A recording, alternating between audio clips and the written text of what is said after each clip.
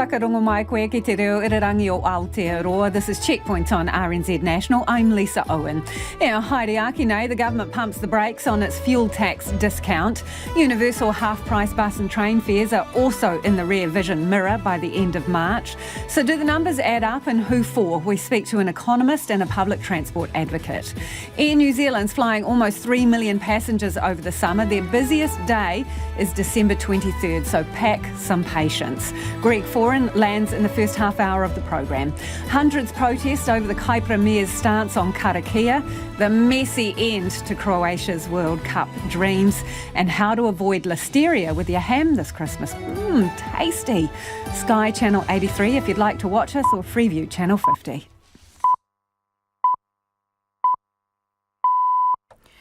RNZ News at 5 o'clock. Kia ora, I'm Marama Tipole. The full 25 cents a litre fuel subsidy is being extended by a month to the end of February and will then be phased out during March. That was confirmed when Treasury delivered its latest economic update today. Here's our political editor, Jane Patterson. By April, the fuel subsidy will have come to an end, as will half-price fares on public transport. Permanent subsidies for community and mobility card holders will remain. Meanwhile, Treasury's predicting a shallow recession from the middle of next year, with a return to surplus from 2024. Unemployment's expected to rise, peaking at 5.5% in 2024, while inflation is expected to peak at just over 7% before heading downwards from next year. The National Party leader, Christopher Luxon, says the subsidies were always just a band-aid measure. Because the government doesn't have a plan to tackle and properly manage inflation. And what they are is ultimately not sustainable, because we do need that money, if you think about the fuel tax piece of it, for our roads, which are in disrepair. So it's important that money gets back onto the roads. The Green Party still wants all public transport to be free, and its transport spokesperson, Julianne Genter, is questioning the government's priorities. Last week they said that public transport was too expensive, even though it's a tiny percentage of the transport budget. The government says it's cost about $1 billion over the past year to keep fuel prices down. The chair of RNZ remains confident the merger with TVNZ will go ahead as planned, despite signals from the government it's no longer a priority. Speaking after RNZ's annual review at Parliament today, Jim Mather said the merger is needed to further strengthen public media. Yes, very confident. I've heard nothing to the contrary, and where all of our planning is on the basis that it's still on track. Jim Mather declined to comment on whether he would like to chair the new entity. Health authorities are investigating a death that could be linked to the Pfizer vaccine. Te Whatu Ora says a person who died in March had myocarditis, a heart condition that is a rare side effect of the vaccine. The Vaccine Independent Safety Monitoring Board has found the condition might be linked to the person's vaccination. Te Whatu Ora says a coroner will determine the cause of death. If confirmed, it would be the fourth New Zealand death linked to the Pfizer vaccine. The prominent anti-vaccination lawyer Sue Gray may be charged by the tribunal that oversees lawyers' conduct. 15 months ago, Glenn Jeffrey laid a complaint with the Law Society about Ms Gray's Facebook post linking the death of a teenager with the COVID vaccine. As a private citizen, I was just appalled by the cruelty of Sue Gray's behaviour towards this family. Glenn Jeffrey now says he was told the complaint was put aside while the Lawyers and Conveyances Disciplinary Tribunal looked at wider issues regarding Sue Gray's conduct, and that charges are now imminent. Ms Gray was not able to be reached for a response today, and the tribunal says it does not have a file on her. The Law Society says it cannot comment on whether it's received a complaint. The Mayor of Kaipara is yet to respond to a hikoi along the main street of Dargaville today. 2 weeks ago, Craig Jepson repeatedly stopped Councillor Pera Paniora from opening a hui with a karakia, and today about 400 marchers, backed by a petition with 6,000 signatures, called on him to stand down.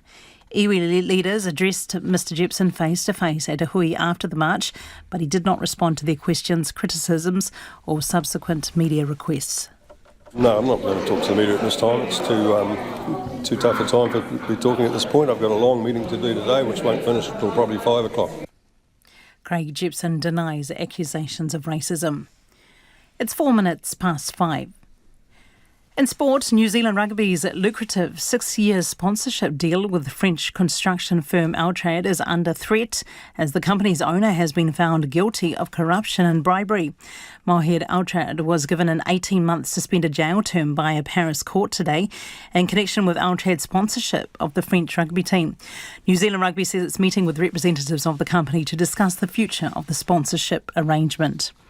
Rain delayed the start of the second one-day international between the White Ferns and Bangladesh and Napier this afternoon, and the match has been reduced to 44 overs a side. Batting first a short time ago, Bangladesh were 62 for 3 of 21 overs. Julian Alvarez scored twice and earned a penalty converted by Lionel Messi as Argentina swept past Croatia 3-0 and into the Football World Cup final. Goalkeeper Emiliano Martinez says the support for Argentina in Qatar has been outstanding. It's just amazing. We feel the crowd on the streets. They're all full of Argentinians. Every time we play, we are home. We feel like we are home. There's only 40 or 50,000 Argentinians in every ground. We're so happy to have them. Argentina will face the winner of tomorrow's semi-final between France and Morocco in Monday's final. And Kiwis player Joseph Manu and Kiwi Fern Racine McGregor have picked up Player of the Year accolades at the New Zealand Rugby League Awards. That's the news. Tonight on Nights, feeling stifled? Well, Crowd Science asks, could my house run out of air? Is there a limit to how airtight we should make our homes? The yin and yang in traditional Chinese medicine, how does it work? And the great filter theory, the idea that there may be other civilizations in the universe, but they wiped themselves out before they had a chance to make contact. It's all go. Join us on Nights with Karen Hay after the news at 7 on RNZ National. RNZ National, funded through New Zealand On Air. Lisa Owen and Checkpoint is next. But right now, the short forecast from Met Service to midnight Thursday. For Northland, Auckland, Waikato, Coromandel Peninsula, Bay of Plenty and Gisborne, rain with some heavy falls possible from Auckland southwards, easing from the west tomorrow. Waitangi, Taranaki, the Central High Country and Hawke's Bay, periods of rain easing to showers tomorrow. Whanganui to Wellington, also Wairarapa, mainly fine with increasing high cloud. Rain spreading south this afternoon and evening, easing to showers tomorrow. For Marlborough, Nelson and Bulla, mainly fine with isolated showers today. Rain for tomorrow with possibly heavy falls easing in the evening. Westland and Fiordland mostly cloudy with scattered rain south of the glaciers clearing this evening. Rain developing everywhere tomorrow with possible heavy falls. Mainly fine today for Canterbury. Scattered rain tomorrow though. Otago and Southland mainly fine. A few showers in the afternoons and evenings with possible thunderstorms and hail tomorrow. And often cloudy for the Chatham Islands. It's 7 minutes past 5. Nā mihi marama. Tēnā koutou katoa, no mai haere mai ki Checkpoint e tēnei rā, ko Lisa Owen tēnei. Buckle up, New Zealand. A speed bump recession is coming next year and full price petrol is too. The government's opened its books today and Treasury's predicting pain to come, with inflation forecast to stay higher for longer. As such, the Finance Minister, Grant Robertson, is extending the discount on petrol, but only for 2 more months. Come April, the subsidies end. Here's our Deputy Political Editor Craig McCulloch.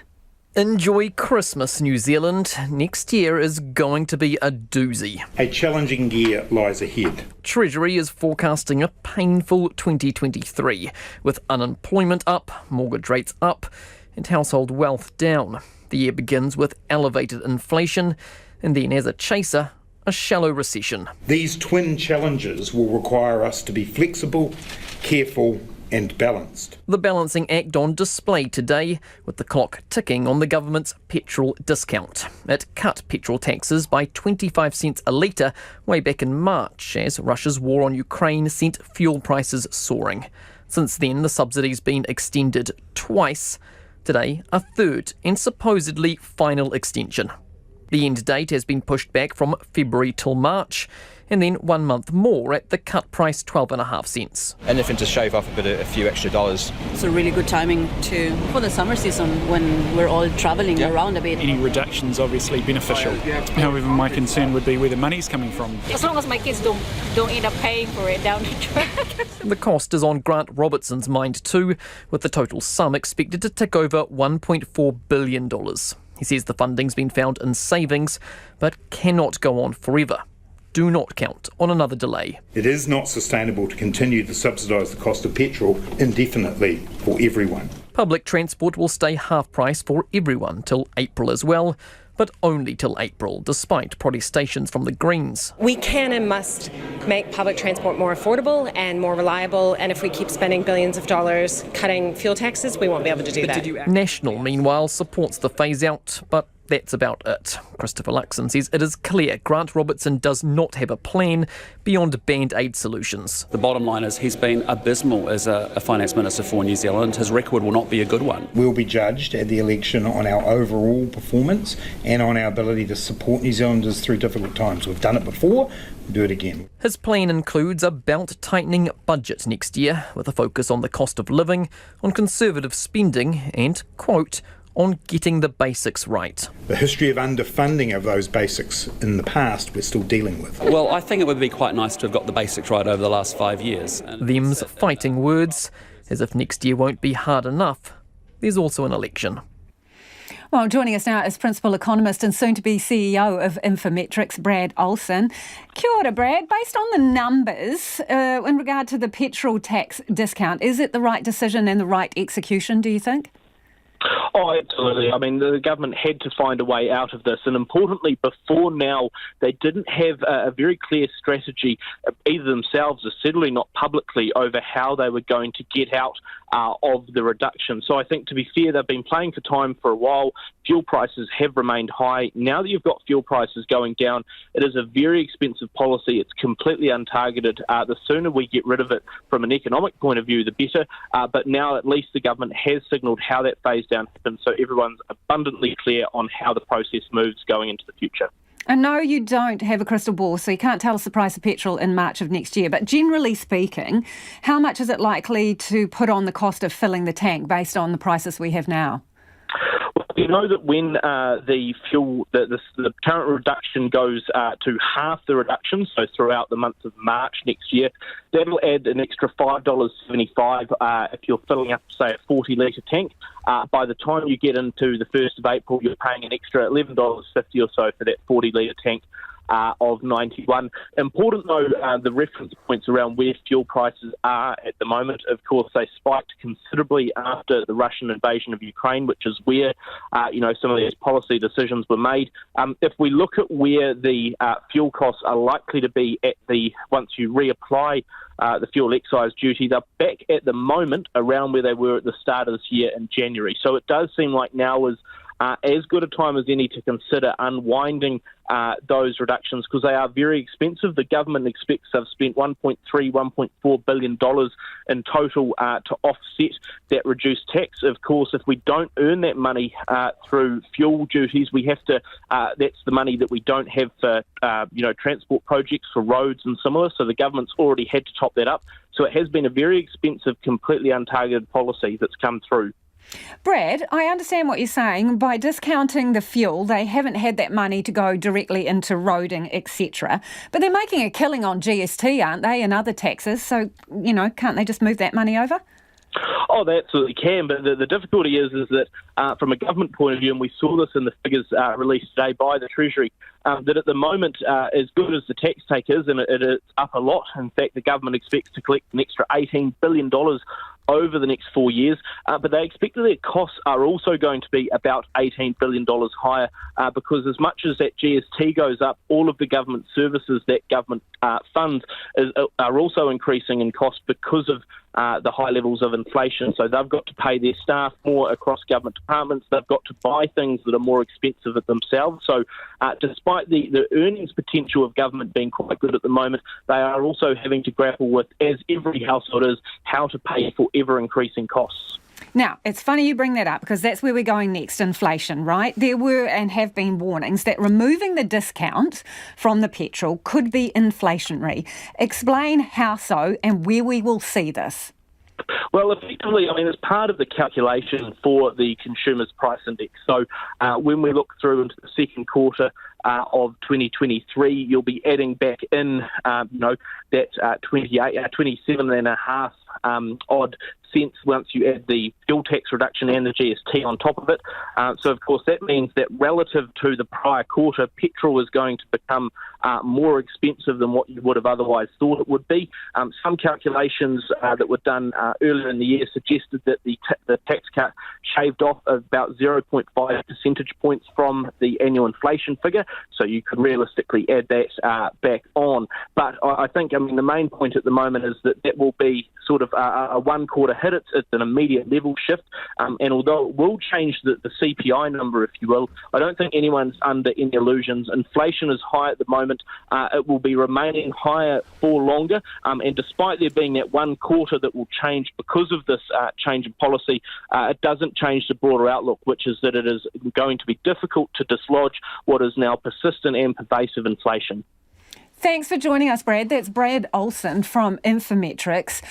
It is almost 5:15. Kia mau tonu mai. Stay with us. You're listening to Checkpoint on RNZ National. Let us know your thoughts on that, the plan to get rid of that discount. Text us 2101 or email checkpoint@rnz.co.nz. Get to the airport earlier than you normally would, and don't take too many lollies from the basket. That's the advice from Air New Zealand's boss as we enter the busy holiday season. The airline's flying nearly 3 million people over the Christmas-New Year period, and they're keeping some seats empty just in case there are cancellations. CEO Greg Foran says they've done a bit of juggling to get through the recent fuel shortage too. It's effectively meant that we've had to do something called tankering, which means that we end up flying with more fuel from other ports so that we don't have to use quite as much fuel in Auckland. So a bit frustrating this close to Christmas, but we can see the end in sight, and we think by about the 20th of December we'll be back running at about 100%. And to date, no disruptions as a result? No, we haven't had to do any disruptions. As I said, it's meant a bit of fiddling around. We had an issue which was a bit separate to that, where Dunedin got a bit light on fuel, and so last Sunday we were doing some what we call tech stops, which means that we sort of stop midway in order to deal with it. But to date, we have not had to change any of our flight schedules because of it. Summer, the holidays, it's going to be really busy for you guys. Give us a bit of an idea how busy, what kind of numbers of people travelling, and how does it compare to pre-COVID? Yeah, so the numbers are up, Lisa. We, during December and January, are going to move 2.8 million people, which is 1.7 million more than what we did for the same time last year. So, an increase there of 1.7 million more people moving, and we've got about 5 to 6 days between now and the end of this year where we're going to be moving 55,000 people per day.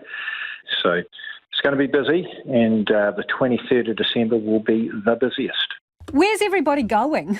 Lots of people travelling around the country, to be honest with you. So as I said, domestic's actually running ahead of where we were last year, and that's one of the reasons that we're seeing, the planes so full, and that, of course, leads into some higher pricing.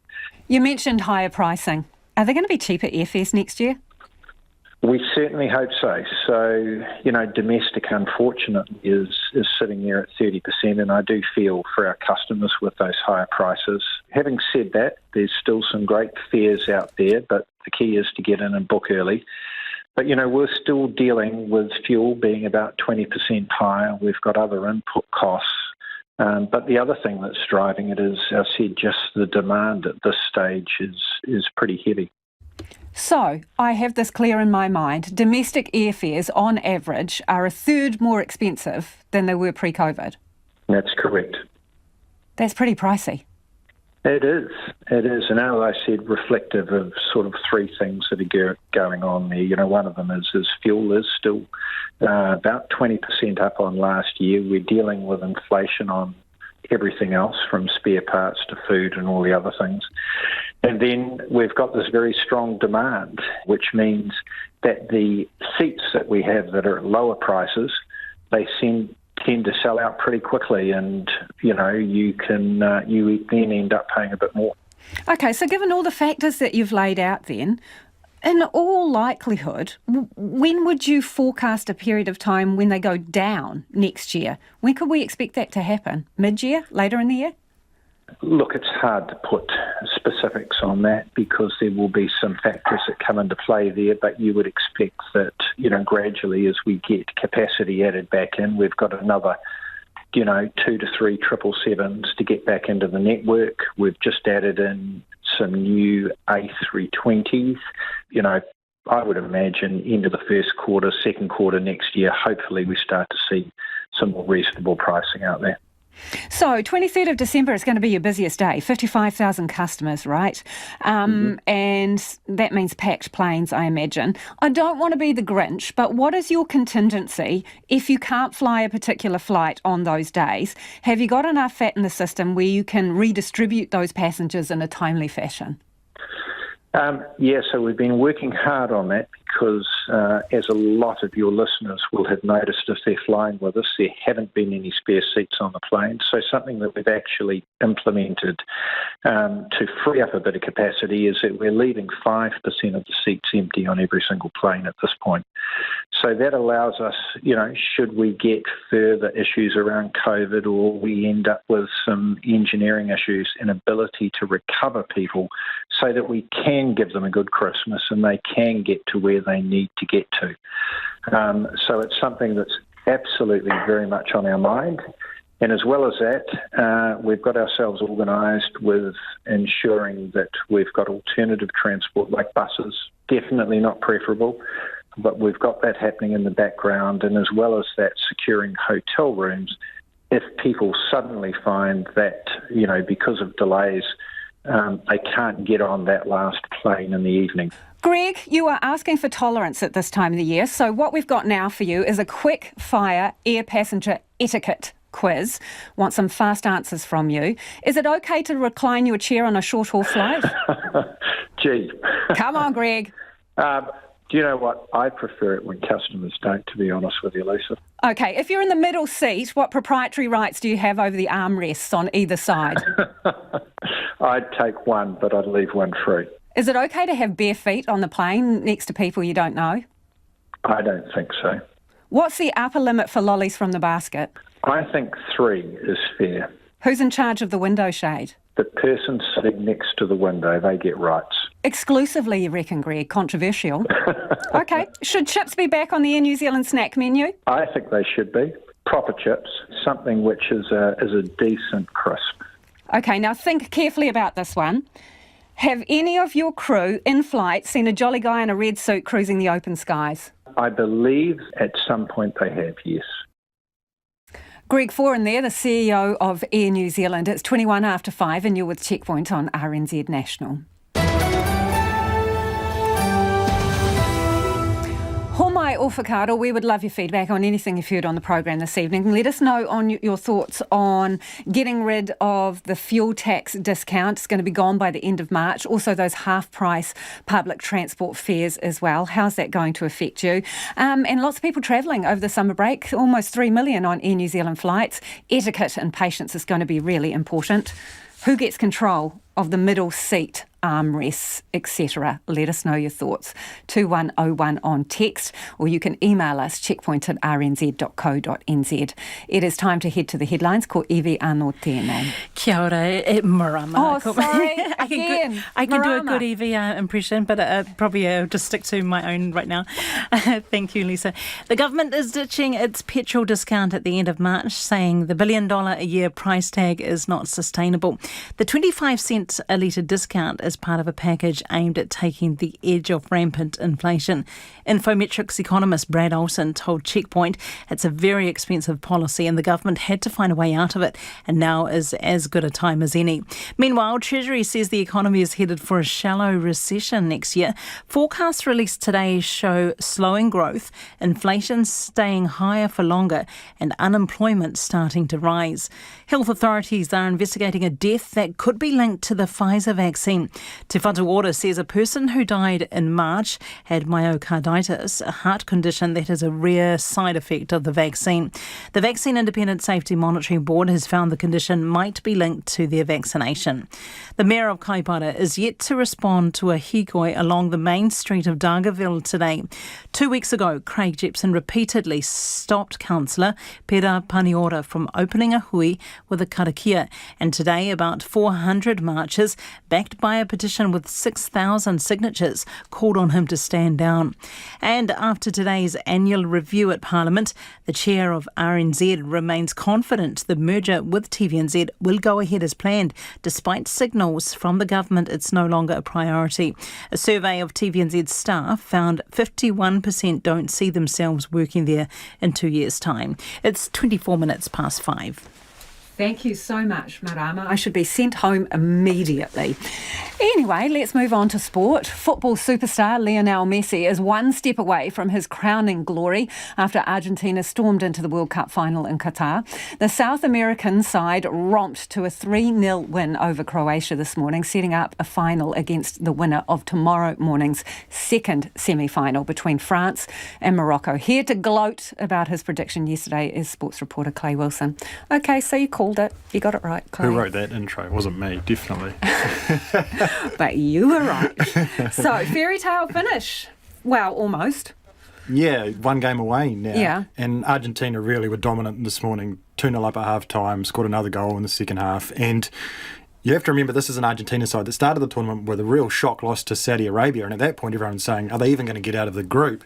Since then, they've really just gone from strength to strength, and they showed that probably their best performance of the tournament this morning, and all the way led by Lionel Messi, not just setting up goals, dominating proceedings in general, scoring goals. 5 goals scored in all but one of Argentina's games so far. He's now tied with French star Kylian Mbappe for the Golden Boot at this tournament. And I think I said to you yesterday, my prediction on Argentina is really based around this feeling of destiny somewhat for Lionel Messi as this player who's hugely decorated as an individual but hasn't won a World Cup like Cristiano Ronaldo, and 35 years old. Lionel Messi actually come out today and said that this will be his last World Cup game. So one last chance to get that crowning glory and cap his career with a World Cup. Argentina to play the winner of France against Morocco tomorrow morning. Now, you wouldn't write Morocco off, would you, based on what they've done against Spain and Portugal, but France really pretty strong favourites going into this game, and if they do back up that favouritism, you set up an awesome final. France against Argentina, South America against Europe, 2 heavyweights of world football going head to head in a World Cup final, which is I think what you want at the end of the day. Yeah, but you just think Lionel Messi, all of his hopes and dreams, this last thing missing from the puzzle for him, riding on one game. And when you saw England defeated, you could see they were just absolutely crushed. Whether you were supporting the team or not, you could just see all that time and energy and just lost just like that. Could be the same for him. I guess you take the chance to have a crack at it rather than not have it at all, right? But yeah, a lot riding on it for him for sure. Okay, who do you want to win tomorrow, Clay? Well, I picked France coming out of the group stages. When that group stage is finished, I thought France were the team. But Morocco would be a great story, wouldn't it? Yeah, that's the thing. It would be a fantastic story. We win both ways. African team, Arab nations, yeah. They're both great stories, so I think I'll watch tomorrow. Pretty happy with whoever comes out on top. All right, let's talk about this sponsorship deal, which is up in the air for New Zealand Rugby, and it's a pretty lucrative one. What are the details? So this goes back to August last year, this story, and New Zealand Rugby signed a deal with a French construction company by the name of Altrad. Now, details weren't released, but it was a 6-year deal, and it's reported to be worth tens of millions of dollars for New Zealand Rugby. Now, for that money, what Altrad get is they get front of jersey rights, which means for all New Zealand Rugby's major teams, they get the Altrad logo plastered across the jersey. This includes the All Blacks, the Black Ferns, the New Zealand Māori side, our very successful Sevens teams. So it's real prime real estate for a sponsor. Now, the owner of that company is a man by the name of Mohamed Altrad, and he's a French billionaire who's hugely interested in rugby, owns Montpellier, the French top 14 team. But he's been caught up in this case, and this morning was convicted in charges that essentially amount to corruption and bribery, things of that nature, an 18-month suspended prison sentence, an $82,000 New Zealand fine. So this creates an issue for New Zealand Rugby, doesn't it? You have this man's name plastered across your jerseys, yet he's been convicted on these corruption and bribery charges. So what do you do? Now, New Zealand Rugby have released a very short statement on this, saying that they want immediate kind of urgent meetings with this company and that they're going to consider their options. But when you think about what this involves, you have to wonder if you're New Zealand Rugby, whether you're at some point forced to say, we need to get out of this, because you don't want to be associated with it. You're taking these millions of dollars from this company. So it's not an easy position, I guess, for New Zealand Rugby. Cushioned somewhat in terms of losing the money by the Silver Lake deal. New Zealand Rugby got $200 million from Silver Lake that went through earlier this year. But it's still a lot of money, and then New Zealand Rugby also have to find another front of jersey sponsor. If someone is waiting in the wings, prepared to stump up, and whether that person, organisation, company expects a fire sale price because there's been a problem. Yeah, so an interesting call for New Zealand Rugby to make here. Like, how much are they prepared to? Well, are they prepared to be associated with this name in the first place? How much is it worth to them? And then, is there anyone, like you say, waiting in the wings? And also, you have to remember, they've had the drama around INEOS, the sponsorship of INEOS, and the criticism around that with the oil and gas situation, and Greenpeace lobbying for New Zealand Rugby not to take that deal in the first place. So sponsorships have been a bit of a problematic area for New Zealand Rugby, among others this year. Really a year where they've had multiple issues going on, and they're going to end 2022 in the same style. Yeah, with another tricky one to solve. Thank you, Clay. Clay Wilson, sports reporter. If you are unlucky enough to suffer a stroke, your future lifestyle will depend on whether it happens at work or not. Strokes are the country's leading cause of adult disability, with one occurring every 55 minutes. But 50 years after ACC said it would broaden its remit to cover every stroke victim, it still hasn't happened. Louise Tanuth reports. Every year there are nearly 10,000 strokes in New Zealand. This time last year, Tereki Stewart had one while at home with his 3 grandchildren. I had a kind of funny sensation down one whole side of my body. One of them came in and I just said to him, something's wrong, something's not right. I just fell onto the floor. I couldn't stand up. Went for a scan, and then that came back and they confirmed that I had a bleed in a part of my brain. That left him paralysed down the left side of his body. After a month in hospital relearning how to walk with rehab and occupational therapy, he was discharged to go home.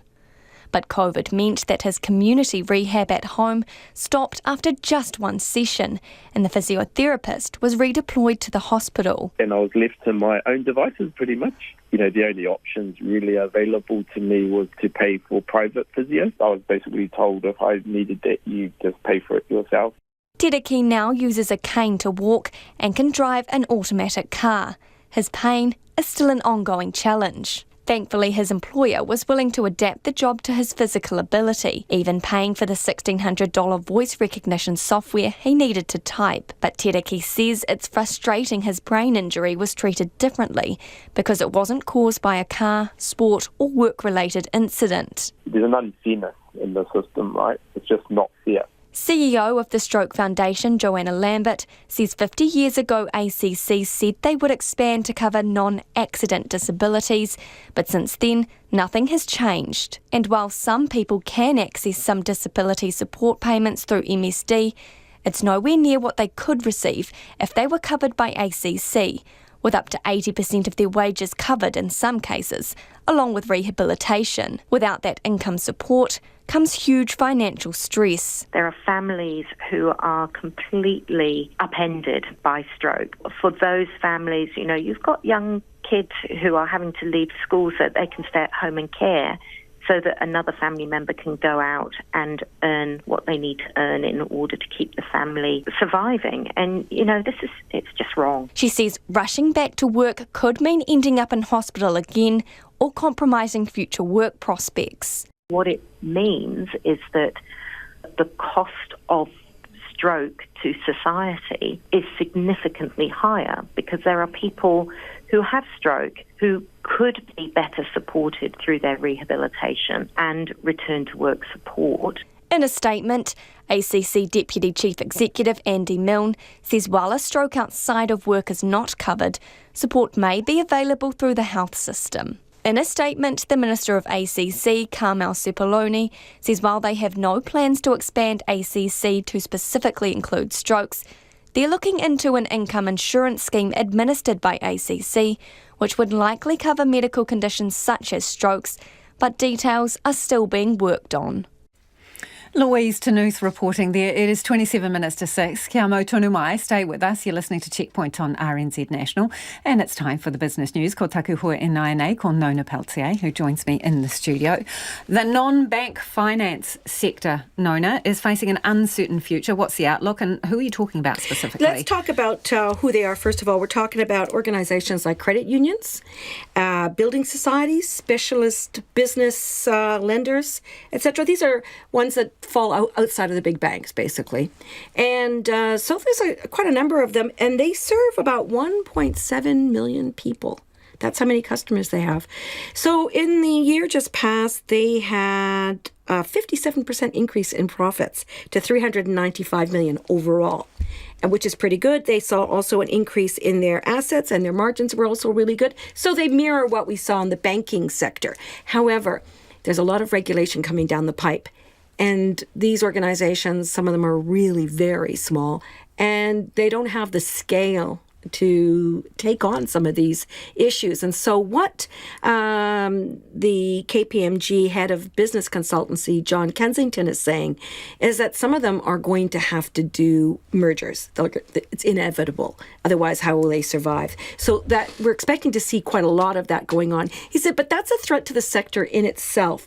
And he said that's important because there's a lot of people who can't access regular banking services for one reason or another. That's why these sort of non-banking organizations exist. He says there should be more flexibility in the regulations that are imposed on these non-banking financial institutions versus the big banks that have the scale and so forth to take on this stuff. So we'll see what happens with that. But yeah, changes ahead perhaps. And the regional economies, the outlook is mixed. What do we classify as a regional economy? It's any region in the country. So Auckland is a region, yep. Wellington is a region, Christchurch, Canterbury rather, Southland, Westland, etc. There's a number of them, Northland. So Paul Clark, who's the Westpac industrial economist, he does different kinds of reviews, and in this particular one he looked at how the regional economies are going to fare over the next year. He's saying it's going to be mixed because some regions are going to do really well, and those are the ones that are most exposed to tourism, agriculture, dairy, and meat, I guess, beef farming, whatever, and horticulture, depending, of course, as long as the weather holds up for them and they're able to access the labor necessary to pick their fruit, etc. However, other regions like Auckland and Wellington are going to be really hard hit by the downturn in the housing market and the drop in disposable income that goes with that. So even though we're going to see an improvement overall because of tourism numbers coming back, dairy sector also being quite strong, overall, some regions are going to do it tough, and Auckland and Wellington are among them. And what news do you bring from the markets, Nona, please? Well, actually not such bad news, to be honest. We ended down, NZX Top 50 Index, down just 16 points to 11,585. So that's not too bad. When we looked at across the region, one of the things that happened overnight was the United States inflation data came back lower than expected, which is great news for people who are watching how interest rates might go.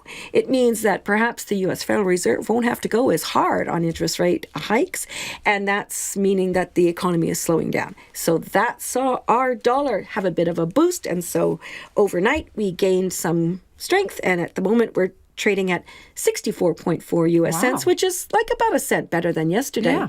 And 94.3 Australian and 52.1 British pence. Thank you, Nona. Nona Peltier with news, with the business news there. The bosses of RNZ and TVNZ have faced MPs amid what's been a cloudy period for the planned public media merger. While their annual reviews were the reason for their meeting, the merger and the possibility it'll be shelved were impossible to ignore. Our political reporter Giles Dexter was there. The top brass of TVNZ and RNZ turned up to talk about this year, but they're well aware next year depends on a little bit more certainty. RNZ welcome the ANZ PM bill as an important step to further strengthen public media. The public media entity subsuming RNZ and TVNZ is supposed to be set up by March, but the Prime Minister has indicated some projects could be on the chopping block as the government turns its focus squarely on the economy in an election year. The merger is not number one on the government agenda, but speaking to reporters after the committee meeting, RNZ Chair Jim Mather was optimistic. Oh, yes, very confident. I've heard nothing to the contrary, and where all of our planning is on the basis that it's still on track. An interview Broadcasting Minister Willie Jackson gave on TVNZ's Q&A earlier this month, branded a train wreck by the opposition, has hardly inspired faith in the merger and its purpose. But the firm's bosses are paying it no mind. I have no thoughts. Yeah, it's not appropriate for us to comment on the conduct of the Minister. I've been following the media commentary, but I don't let that dissuade us from the two things that we have to do. The first is making sure that TVNZ continues to operate under its current mandate, and the second is readying the organisation for the merger. An internal TVNZ survey of its staff found 51% don't see themselves working there in 2 years' time. CEO Simon Power says it's not a lack of confidence, but wanting certainty on the entity's model. Everybody's interested in what the new entity will look like. They're interested in what opportunities are there. But remember, the draft legislation that went into the committee was very specific. It provided for all staff, with the exception of the two chief executives, to move to the new entity on the same terms and conditions. So there's no need to be concerned about what the short-term position might look like. And today's half-year economic and fiscal update found further cost pressures and risks in the merger since May's budget. Economic trends, market conditions, production costs, investment in tech and its status as a taxable entity all mean it may need more money than anticipated. But the Finance Minister says it would be over a reasonably long period of time. It doesn't particularly change the way that we're thinking about it. As has been indicated, all ministers have been asked to go away over a summer and reflect on these matters. Willie Jackson is currently in Europe wearing his Māori development hat. When he returns, he'll have to get that ruler out. Giles Dexter reporting there, 20 to 6, and you're with Checkpoint on RNZ National. Homai o whakaaro, we're always interested in your feedback. Do get in touch. I really want to hear from you on plane etiquette because a whole lot of people are going to be travelling over the summer. Air New Zealand alone is going to be transporting close to 3 million passengers. So, if you're sitting in the middle seat on the plane, who gets the rights to the armrests on either side? Is it okay to recline your seat on a short-haul flight? What's an acceptable number of lollies to take from the basket? Who's in charge of the window blind? And what are your pet peeves on the plane? Text us on 2101 or you can send us an email, checkpoint@rnz.co.nz.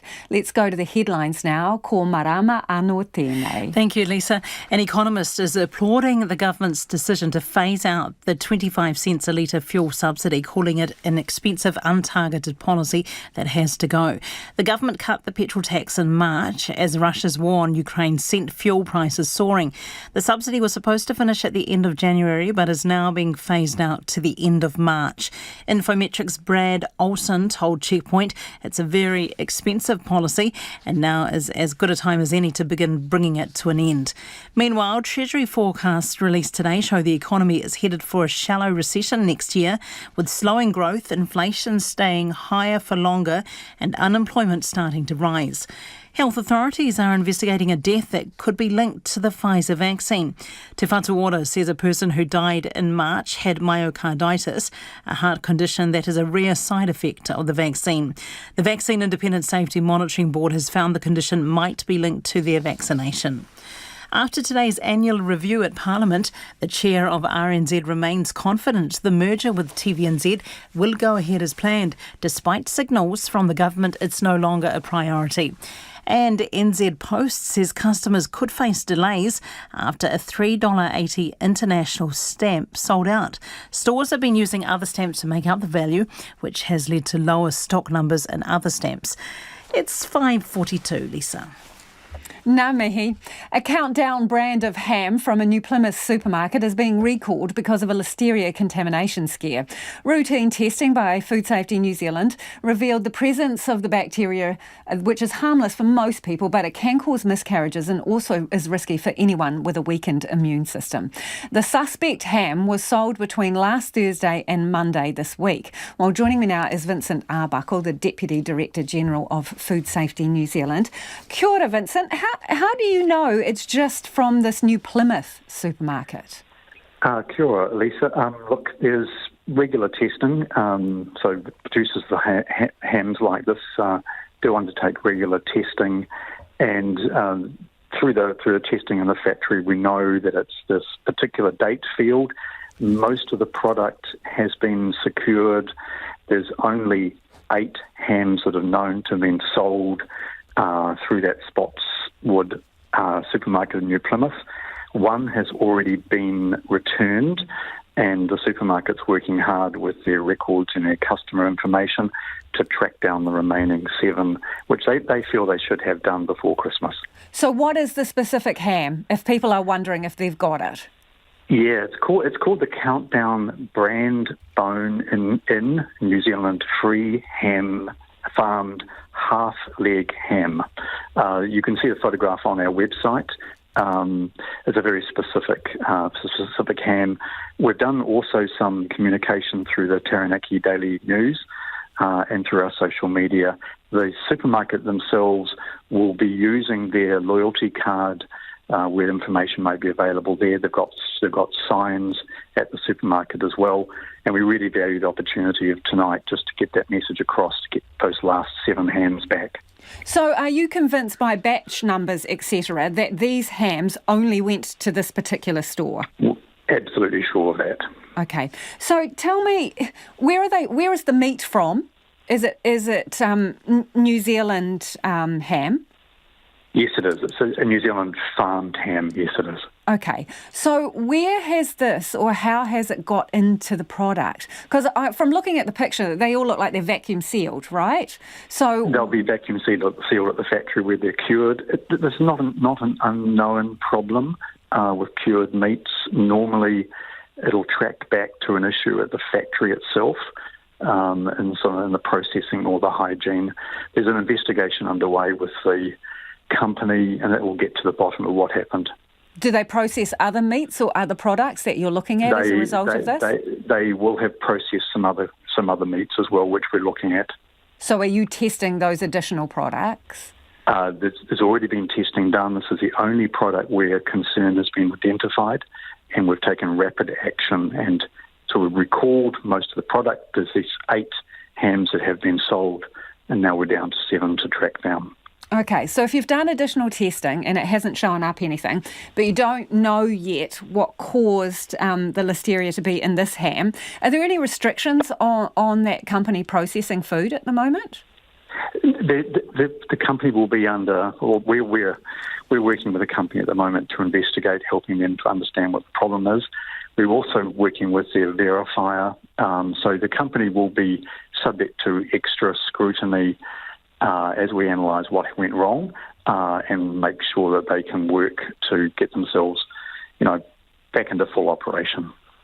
Tell me, which kind of defeats the purpose because it's a cured meat, right? So most people want to eat it, hack it off the bone and eat it. But if you were to heat this product, like you made ham steaks out of it or something, yep. does that kill off the risk? It does actually. You're absolutely right, Lisa. So if you sort of heated it and glazed it, or used, as you described, sliced into steaks and cooked it, it would be absolutely fine. But many people will it's deemed a ready-to-eat meat, so it does represent a risk. So if people think that they have this, 7 of them left out there, what should they do, Vincent? They should bring it straight back to that supermarket. You'll get a full refund and a replacement with another ham. That's not a problem. Thank you for joining us. That is Vincent Arbuckle. They're the Deputy Director General of Food Safety New Zealand. So there's, 7 of those outstanding hams. Check if it's in your fridge or wherever. They need them back. Don't eat them. Ukraine's president has praised New Zealand's support for his country in a rare address to MPs. Parliament heard directly from Volodymyr Zelensky during a special sitting this morning, and here's our political reporter Katie Scotcher. Ukraine's President Volodymyr Zelensky beaming into New Zealand's Parliament from Kiev. Good morning, Mr. President. Welcome. Kia ora. The moment historic. Mr. Zelensky is just the second world leader to address MPs in the debating chamber. Australia's Julia Gillard was the first in 2011.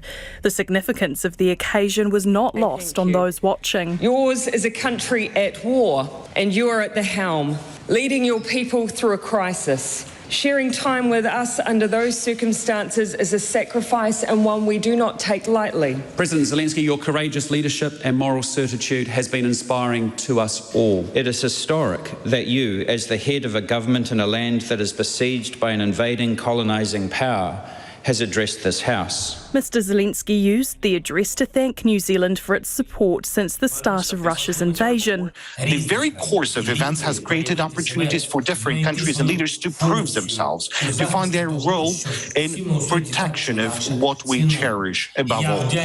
I'm grateful to you, dear friends, for the fact that New Zealand was one of the first countries to support Ukraine in its struggle for independence and justice. He also asked MPs to do more to combat Russia's aggression and urged New Zealand to take heed of the environmental impact of the invasion on the land and its people.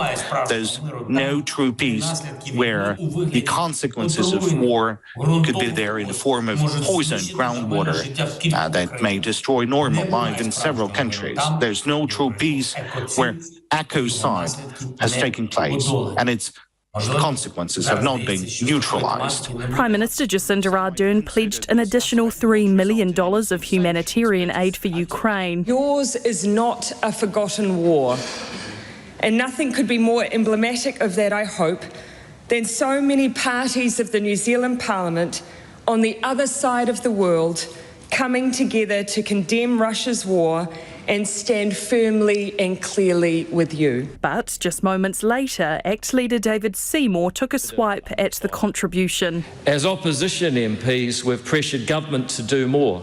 And if our government changes before you win, the New Zealand government will do a lot more than the $3 million you saw today. Green Party co-leader James Shaw questioned why the government wasn't extending support to other countries. Ukraine is not alone in the sense that we and many others around the world stand alongside you and are supporting your cause. But you are also not alone, sadly, in the sense that there are many other peoples still on every continent who are also suffering from violence and subjugation. The special sitting of Parliament closed with a waiata written during the Second World War, led by Te Pāti Māori co-leader Rawiri Waititi.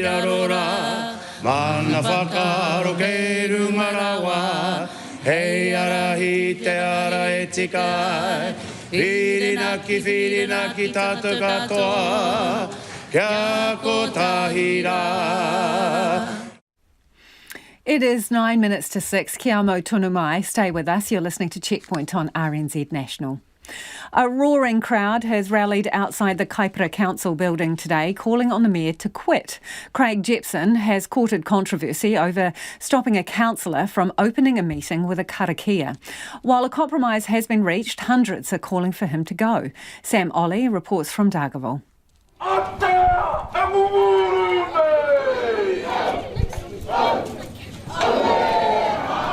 Councillor Pera Paniora's voice was cut off by the mayor, but her supporters wouldn't be silenced today. They're angry and upset. It's pretty full on because it's also split whānau. And it's displayed so much racism, and I personally felt so insulted, offended, mamai. I feel pain by his words and his stance towards Māori. That in itself has just been hugely offensive to me and damaging and harming and is abuse.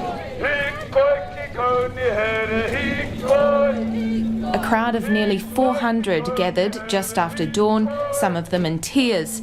Snow Tāne, a leader of Mana Whenua Te Roroa, says the mayor has let down his community. There's such a lack of understanding around tikanga Māori, there's a lack of understanding around te tiriti, there's a lack of understanding around policy and legislation. We have been here for 1,000 years and we ain't going nowhere. Holding signs, they marched along the main street of Dargaville to the council building. Face to face with Mayor Gibson, march organiser Paturere Tua Utu held a megaphone and a Tino Rangatiratanga flag. We're going to be having taranga, we're going to be having mihi, we're going to be having karakia. I'm telling you that right now. We're not going to let you racist white supremacists stop us, man. Inside the council building, there were scathing addresses from iwi leaders. First was Dame Nida Glavish, who travelled from Tāmaki Makaurau. I would actually appreciate it if you explained to us why it is you thought you had the right to deny us our karakia. Of course you're not going to. Why would you? You have a title of mayor, which will only last 3 years, or maybe not that long. Mayor Jepson sighed, looked down and closed his eyes through most of the speeches. He did not respond to any speaker, nor would he comment to RNZ. No, I'm not going to talk to the media at this time. It's too tough a time to be talking at this point. I've got a long meeting to do today, which won't finish until probably 5 o'clock. Throughout the hui, applause could be heard from a room next door where protesters gathered, overflowing from the chamber.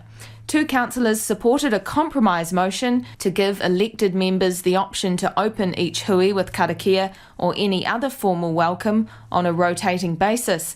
Pera Paniora abstained from the vote and the rest of the council didn't support it. So there's now no cemented agreement allowing karakia at their hui. We're back at square one. Our next council meeting isn't until February.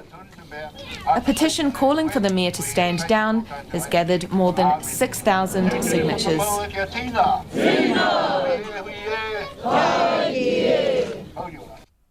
And that report was from Sam Ollie. Elation for Argentina, commiserations for Croatia. The first semi-final at the 2022 FIFA World Cup saw the 2-time champions triumph over last year's finalists in a fairly one-sided contest. Our reporter Tom Taylor and cameraman Nick Monroe joined footy fans to take in the highs and the lows of the game. And Argentina have a penalty. Lionel Messi embraces his moment again. A penalty slotted home by Lionel Messi in the 34th minute put Croatia on the back foot at Qatar's Lusail Stadium. But here in New Zealand, fans at Te Atatu's Croatian Cultural Society held hope that things could still turn around. We will come back. We will come back, for sure. Pavel Dropulic claims the referee made the wrong call awarding a penalty after Croatian keeper Dominik Livakovic took out Argentinian striker Julian Alvarez in the box. However, he says Croatia's used to coming back from behind, praising their track record in the tournament. It's amazing. It's amazing. They done how we expected. It's no more, no less. And even they do more than we expected. Even as we're talking, his face drops and the hall goes quiet. Alvarez has run half the length of the field, ploughing through Croatian defenders to volley another one into the net in the 39th minute. Sober words from Croatian fan Adrian Bosnic at half-time. Yeah, a bit disappointing now, so I guess the coach has given our guys a bit of a rev up and maybe give them a sip of vino to help them, so we'll be okay, That's what helps, there's a little bit of vino in the blood. Yeah, it really does, we need it. While hopes were slipping for his own side, he was thrilled with the performance of underdog teams like Japan, who triumphed over 2010 winners Spain, and Morocco, who face France tomorrow morning in the first ever semi-final contested by an African nation. It's really good that the game's developing, more evenly around the world, and you don't have the dominating teams like in the past. Messi held up by Guardiola. Messi away from Guardiola. With about 20 minutes left in the game, Argentina sealed victory with a third goal, and heads went into hands for many Croatian supporters. But despite the loss, Mr. Dropulic was feeling positive. Little country, 3.5 million people does that. It's amazing. It's completely amazing, what I can say. Much has been made of 35-year-old Messi's chances of leading Argentina to victory in what may be the star striker's last World Cup. But for these young fans, only one name stands out. Who are your favourite players? Modric. All Modric? No one wants a different player? No. They gave 37-year-old Croatian captain Luka Modric a round of applause when he left the field in the 81st minute, possibly for the last time at a World Cup. Shortly after the final whistle, just one spectator was hanging around to watch the post-match breakdown. Roberto Jelac is of mixed Croatian-Argentinian heritage and says it's a bittersweet moment. This was my dream final, Croatia-Argentina, but I'm happy either way. We did really well. Keep our heads up. We're a great team. Mr. Jelac hopes underdogs Morocco gain a place against Argentina in the final, but they'll have their work cut out for them, facing the 2018 champions France tomorrow morning. And if you were listening to that on radio, you can check out the video from Nick Munro and Tom Taylor. It'll be on our webpage. Let's get to some of your feedback now. On the end, coming to the fuel tax discount, this person says, we pay an offensive amount for fuel tax. That from Wall. Someone else says they're taking the discount from the LTNZ budget, land transport, so deferring maintenance. Actually, the government's been topping up that land transport fund to the extent of, $1.3 billion, I think it is. Another person says fuel excise tax is not the only tax on fuel. And someone else says the government's getting a lot of tax from other sources. Extra revenues have been generated through inflation of building materials, food costs, etc., and other increased charges.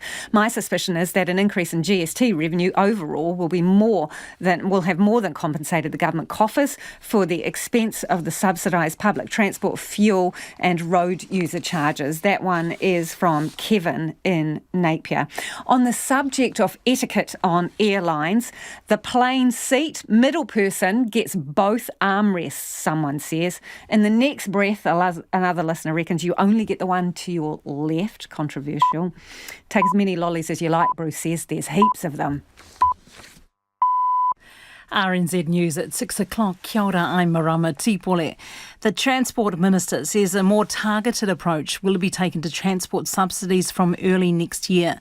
The government announced today that the full fuel subsidy of 25 cents a litre, introduced 9 months ago, will be extended for another month past its January deadline and then phased out during March. Half-price public transport fares will also finish at the end of that month, but will become permanent for community and mobility card holders. Michael Wood says while it will be harder once the subsidies are removed, he believes people have been grateful for the temporary support. When I talk to people, they've been very appreciative of this investment, but people are also aware it's very significant. This will have been about a $1.3 billion investment over the last year or so.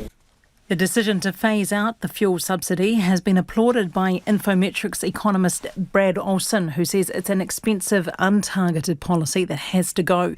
Mr Olsen told Checkpoint petrol prices are coming down anyway.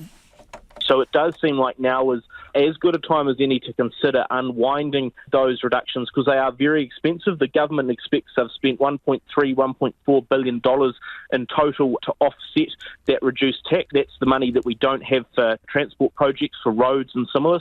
Brad Olsen says that when the subsidy comes off, drivers will pay an extra $11 to fill a 40-litre tank with 91-octane petrol. Newly released documents show the Lynn Mall supermarket stabber asked immigration officials to speed up his deportation. But despite that, Ahmed Samsudeen lodged an appeal against being ordered out of New Zealand a fortnight later. Legal advice from 2 months before he was released from jail last year show Crown Law made a case for him being detained while his deportation case was decided. His refugee claim, which has also been released, details violence he described taking place in Sri Lanka against him and his family. He said his past was making him sick and he wanted to start a new peaceful and safe journey in New Zealand. TVNZ's chief executive is downplaying suggestions staff are losing confidence in the proposed merger with RNZ. An internal survey has found 51% of TVNZ staff don't see themselves working there in 2 years' time. But Simon Powers says it shows not a lack of confidence, but staff wanting certainty about what the new entity will be like. Oh, everybody's interested in what the new entity will look like. They're interested in what opportunities are there. But remember, the draft legislation that went into the committee was very specific. It provided for all staff, with the exception of the two chief executives, to move to the new entity on the same terms and conditions. So there's no need to be concerned about what the short-term position might look like. Simon Power expects the Select Committee's report on the public media entity to provide that certainty. A judge in the Bahamas has denied bail to the founder of the collapsed cryptocurrency exchange FTX, who's been accused of one of the biggest financial frauds in US history. The judge said Sam Bankman-Fried should stay in custody until the case for extradition can be heard in February. A prosecutor in New York, Damian Williams, says the alleged offences include illegal donations to political campaigns. These contributions were disguised to look like they were coming from wealthy co-conspirators, when in fact, the contributions were funded by stolen customer money. And all of this dirty money was used in service of Bankman-Fried's desire to buy bipartisan influence and impact the direction of public policy in Washington. Sam Bankman-Fried has indicated he'll fight extradition. A court in Peru has rejected an appeal by the ousted President Pedro Castillo to be released from his detention on charges of rebellion and conspiracy. In his first court appearance since his impeachment last week, Mr Castillo called on the security forces to stop killing his supporters. 7 people have died during days of protest demanding his release. Here's the BBC's Leonardo Roca. Mr. Castillo said he had been unjustly detained and promised to continue fighting for his ideals. Supporters of the ousted president remain outside the prison where he's being held in the capital, Lima. The new president, Dina Boluarte, is under increasing pressure from left-wing leaders in Latin America to free Mr. Castillo and find a political solution to the Peruvian crisis. The first of the Air Force's 4 new Poseidon aircraft has arrived, and Air Force Chief Andrew Clark says it will make its first flight next month. The versatility side is really the range of tasks that we have to cover off within our region, and that's anything from search and rescue, disaster relief, through to fisheries patrols, but then right to the other side of the spectrum as well, which is being prepared for conflict. The Boeing P-8A Poseidons are replacing the Force's ageing P-3 Orions, which are being phased out in January, 5 months ahead of schedule. The other 3 Poseidons are expected in the middle of next year. All will operate from the Ohakea base in Manawatu. And Countdown is recalling a specific batch of its name brand ham sold in Taranaki because of the possible presence of listeria. The product in question is the free-farmed half leg of ham sold between December the 8th and the 12th with a use-by date of February the 27th, 2023. It was sold at Countdown Spotswood, Manadin Street and South Road stores in New Plymouth. The Ministry for Primary Industries is urging customers to check the date on their ham and not eat any affected items.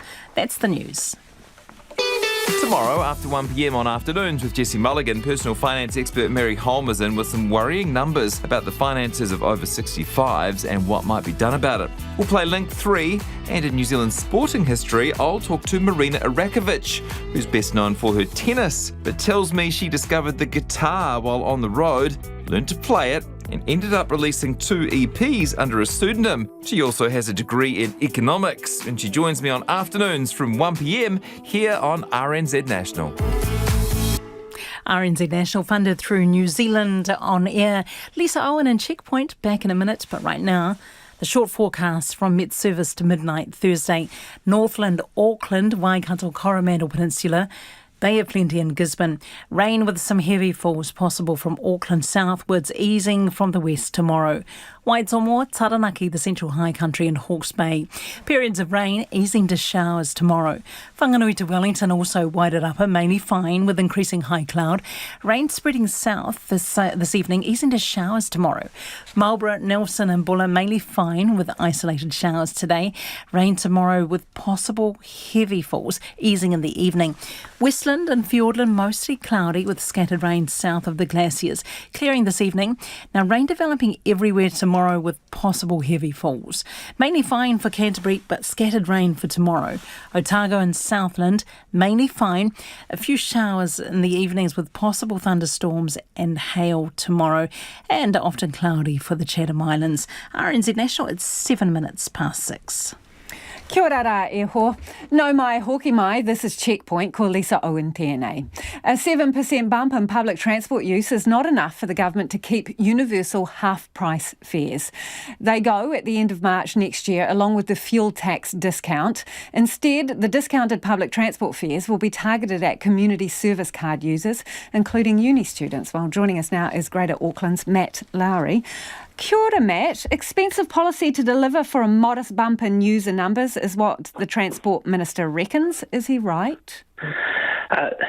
Kia ora. At a surface, yes, he is right. But I think what needs to be remembered is that during this time where the half-price fares have been in place, is when the buses have been disrupted the most, or public transport has been disrupted the most by bus driver shortages, bus cancellations, and we're still seeing thousands of buses cancelled every week across both Auckland and across New Zealand, and that is really affecting the ability of people to use public transport or to rely on it. So the 7% figure comes from a Waka Kotahi survey, right? Yes. And the breakdown of their 7% is that 3% of the people who started jumping on public transport during this time would have normally cycled or walked. And here's the thing, the government's not counting them because they say they're not a win in terms of lowering the carbon footprint. Do you buy that? Yeah, I do, and that's some outcomes that have been seen from other countries that have tried, for example, free public transport. So, for example, Tallinn in Estonia, they introduced free public transport, and most of the users that they picked up were from walking and cycling rather than from driving. And so it is absolutely correct that if we want to drive a lot of public transport use, we have to actually make the service good. People aren't going to use a service that is bad, even if it's cheap. At the same time, I think that there is a justification for a general lowering of public transport fares. Our fares in New Zealand tend to be on the high side compared to many of our competitor cities, and so we are paying more for often less quality than most other cities around the world. So under this scheme, we got a 50% discount. What would you think is reasonable? If you think that the cost is a bit pricey at the moment, how much of a discount would it be reasonable to sustain? Well, I don't know whether how that's sustainable, but I would think that a general reduction of, I don't know, somewhere in between there, so let's say half of that, so 25% maybe, but with those targeted reductions particularly for low income and users who otherwise will struggle to use public transport or don't have other options around that. So yeah, I think that there is absolutely need for targeted fare reductions for some groups in society, but generally perhaps a smaller reduction would be welcome. Okay, so the interesting thing, I suppose, is that the half-price fares came at the same time as the government discounted fuel through a tax reduction. What do you think would have happened if they'd kept fuel at the same price? I do think that would have had a noticeable impact. Price is definitely a consideration, but as I mentioned before, service quality is also that. And so, there's a lot of what-ifs that have occurred in this. What if our buses had been running on time and our trains had been running on time and they weren't weren't frequently cancelled? What would that have done to usage?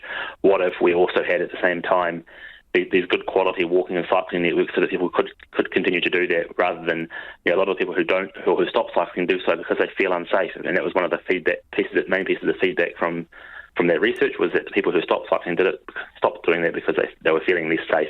And they were feeling less safe often because the traffic on the roads is sort of back to normal, and they're feeling threatened, and there's no safe place for them to be on their bike.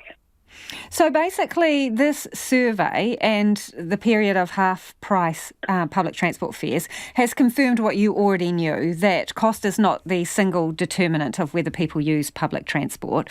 So in saying that, and if it's service quality, this was costing, what, $130 to $150 million a year? Where is that money better spent?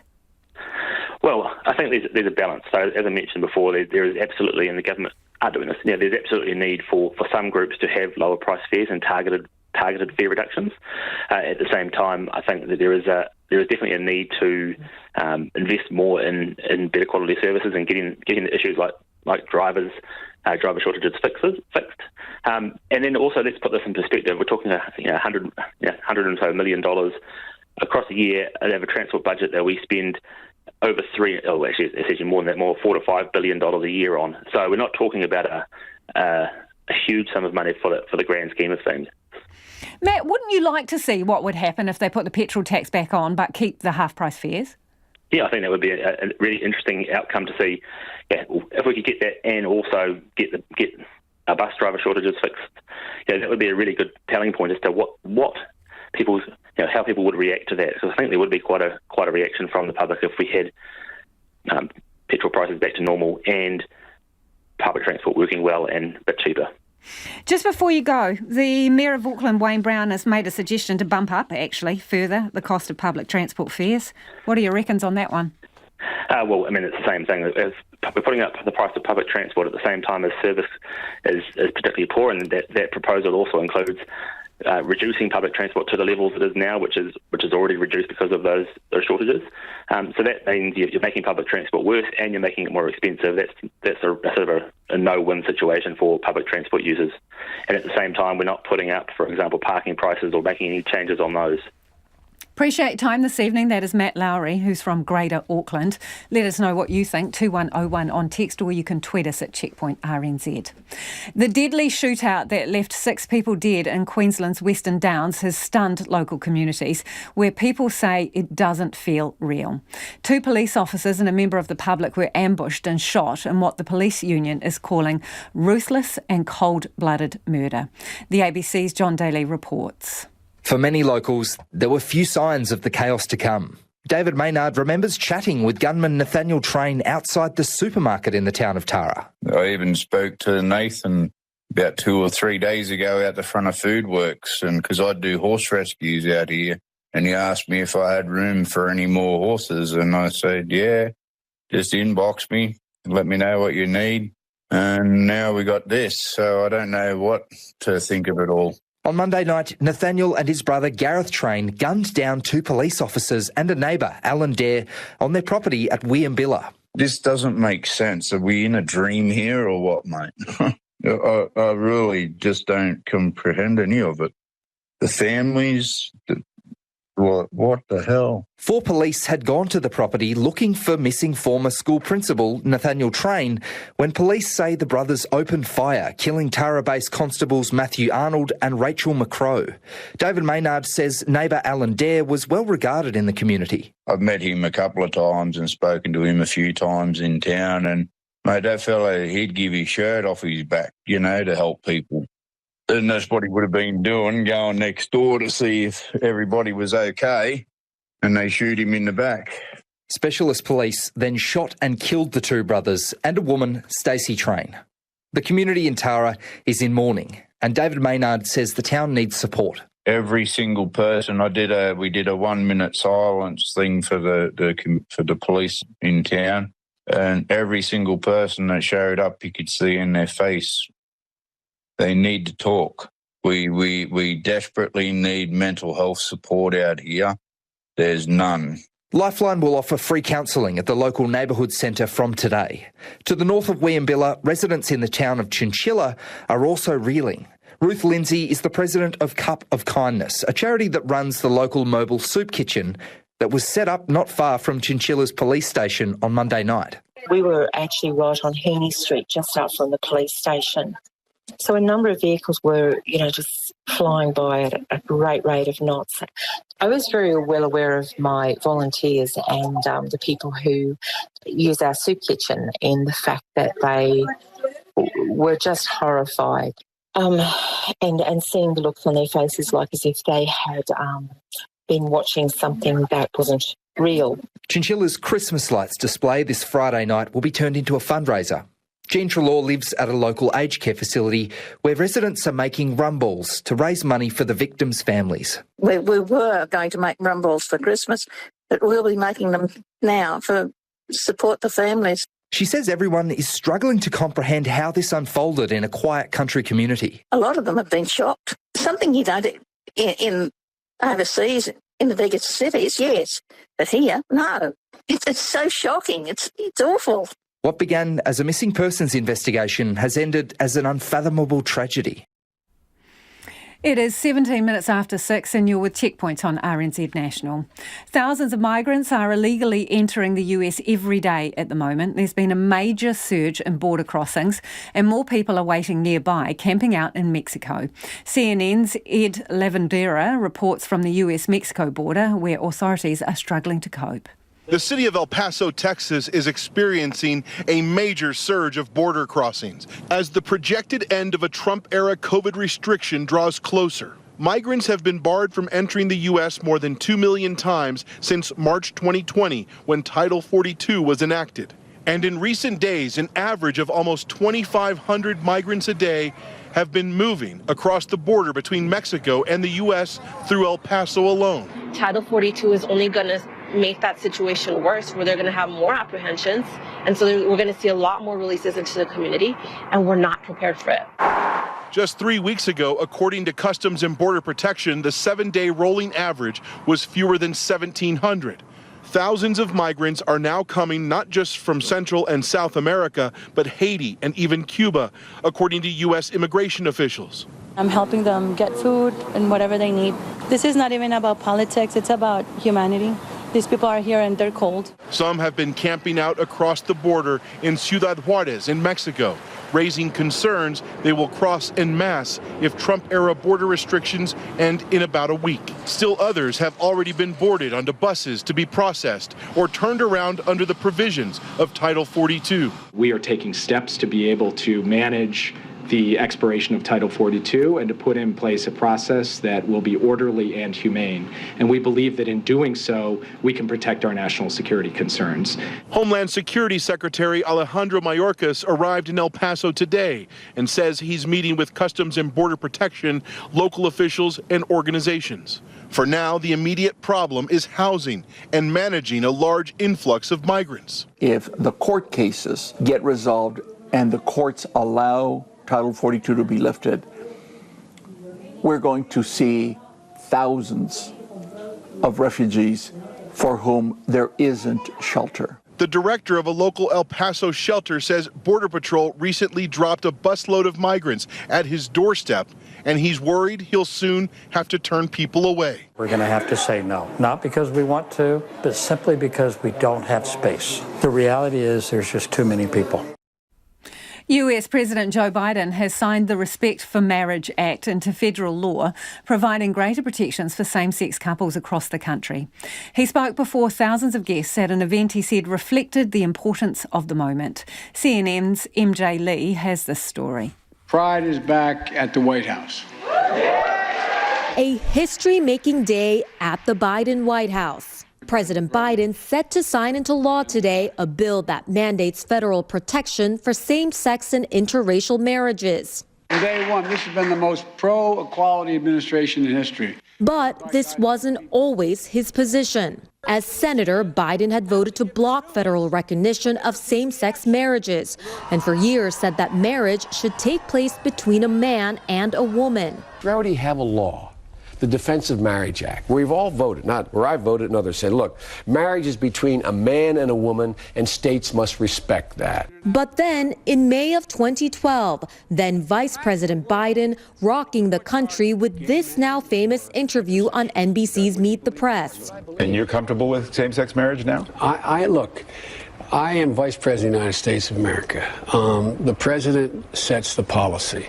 I am absolutely comfortable with the fact that men marrying men, women marrying women, and heterosexual men and women marrying women are entitled to the same exact rights, all the civil rights, all the civil liberties. Those comments, which Biden subsequently described as unplanned, marked the first time he had publicly expressed support for same-sex marriage and clarified his years-long personal evolution on the issue, prompting then President Barack Obama to stake out the same position several days later. For me personally, it is important for me to go ahead and affirm that I think same-sex couples should be able to get married. He probably got out a little bit over his skis, but out of generosity of spirit. The legislation passed on Capitol Hill last week with bipartisan support in both chambers. The motion is adopted. It has been a week since China took a U-turn on its tough COVID restrictions and abandoned its zero COVID policy. It followed mass protests across the country against lockdowns. Now, COVID cases continue to surge, with hospitals under strain and panic on the rise. The BBC's Stephen McDonnell reports.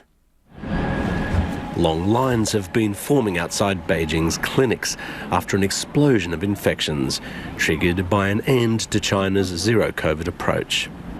Hospitals have increased their fever ward capacity, expecting a huge influx of patients. People in this country have been used to going to hospital to treat any illness at all, but now they're putting massive pressure on the system. So doctors have taken to social media to try to explain that with mild cases of the virus, recovery at home is recommended, a new concept for most here.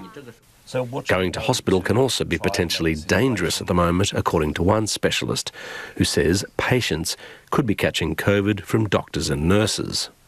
From my conversations with friends in China who serve as the hospital directors or medical workers, people being infected have been required to work in the hospital. So which create a transmission environment there. It's not just hospitals that are under pressure. Panic buying at pharmacies has meant certain medicines are now hard to come by. This sign says no cold and flu tablets, no thermometers and no home testing kits. Just weeks ago, Chinese officials were saying lockdowns and isolation centres were necessary. Now, after a major U-turn, the message is that the latest COVID types aren't dangerous. In other countries, reopening led to bustling streets as communities again came together. Beijing feels like a ghost town.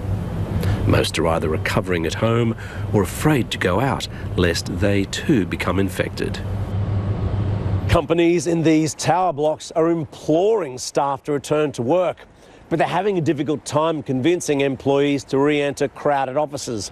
It looks like China is in for a tough few months before life returns to anything like normal.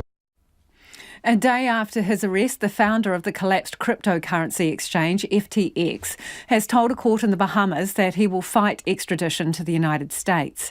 US authorities have filed 8 separate criminal charges against Sam Bankman-Fried, including wire fraud, money laundering and conspiracy to defraud.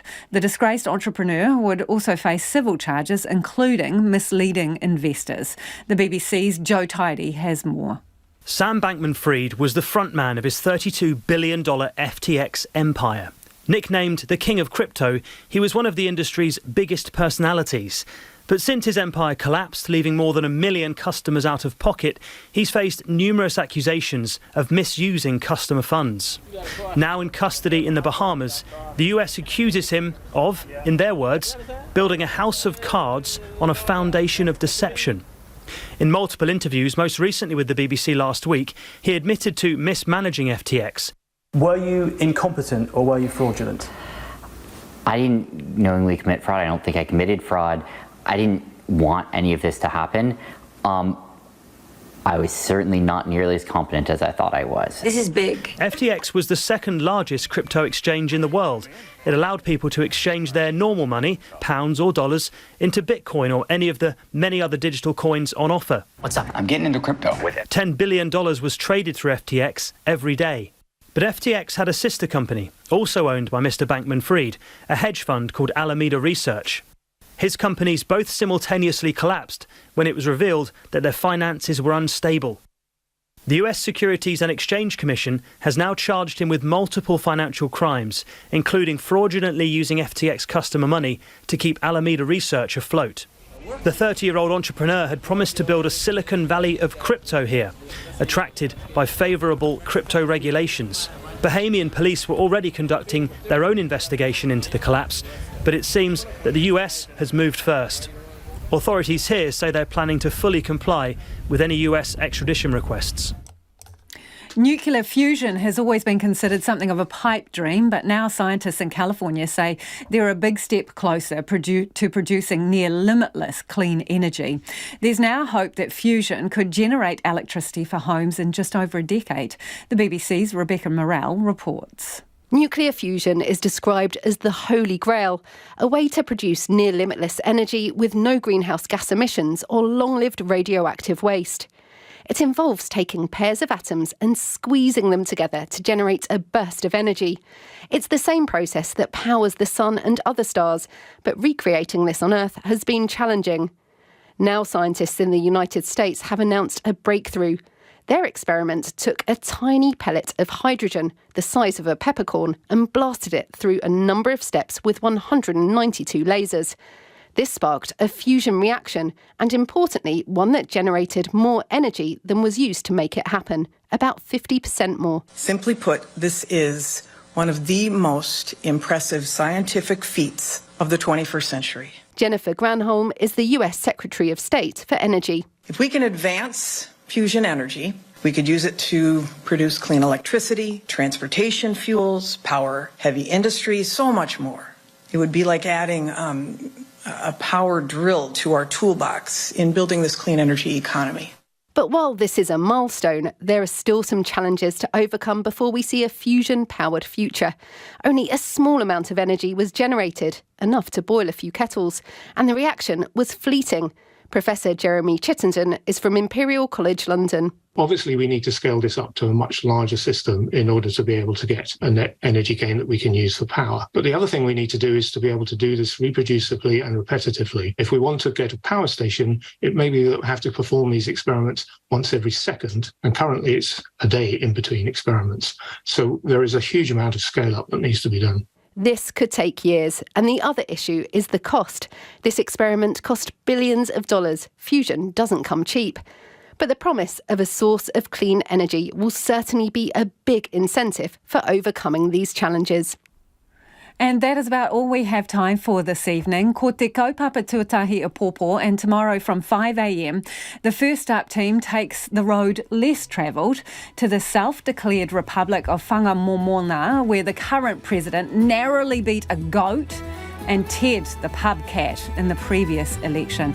Bet that was controversial. Kaua e wariwari te atatero I a mātou kōrero. Check out all our stories and videos online. We'll be back tomorrow. Have a great evening.